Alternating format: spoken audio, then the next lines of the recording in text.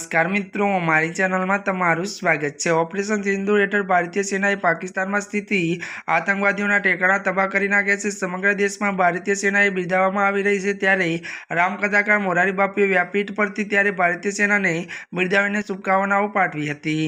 જો કે મિત્રો, તેમણે કહ્યું હતું કે આ હુમલો નહીં પણ આતંકવાદનો હેતુ એક પ્રયોગ છે। તેમને ભારત દ્વારા ત્યારે પાકિસ્તાન અને ત્યાંની સ્થિતિ આતંકવાદી ઠેકાણાઓ પર ચલાવી રહેલા લશ્કરી કાર્યવાહી અંગે કહ્યું કે આ કાર્ય વિશ્વ શાંતિ અને માનવ કલ્યાણ હેતુ કરવામાં આવી રહ્યું છે, કોઈ દેશ કે વ્યક્તિ વિરુદ્ધ નહીં। ઉત્તરાખંડના ત્યારે નંદપ્રયાગમાં ચાલી રહેલી રામકથા દરમિયાન શુક્રવારે મોરારી બાપુએ કહ્યું કે હિન્દુસ્તાન આજકાલ ત્યારે અનુષ્ઠાન કરી રહ્યું છે, ત્યારે વિશ્વ કલ્યાણ માટે આ કોઈ વ્યક્તિ કે દેશ વિરુદ્ધ નથી, પરંતુ આતંકવાદી વિરુદ્ધ છે। અને જ્યારે આતંકવાદનો અંત આવશે ત્યારે વિશ્વ શાંતિનો શ્વાસ લઈ શકશે, આનંદનો શ્વાસ લેશે। ત્યારે આ કોઈ હુમલો નથી, આ વિશ્વ કલ્યાણ માટે એક પ્રયોગ છે, અને આ બધાઈઓના ત્યારે સેહત, સુખ અને પ્રેમ માટે કરવામાં આવ્યું છે। સર્વભૂત સહાયતુ સર્વભૂત સુખાય સર્વભૂત પ્રિયાય।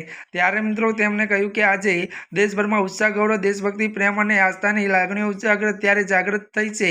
આ ભાવના ભારતીય આત્મા અને સંસ્કૃતિનું પ્રતીક છે। ત્યારે મિત્રો, આજના માટે આટલું જ। અમારી ચેનલમાં નવા હોય તો અમારી ચેનલને લાઇક, શેર અને સબસ્ક્રાઇબ કરી દેજો। ધન્યવાદ।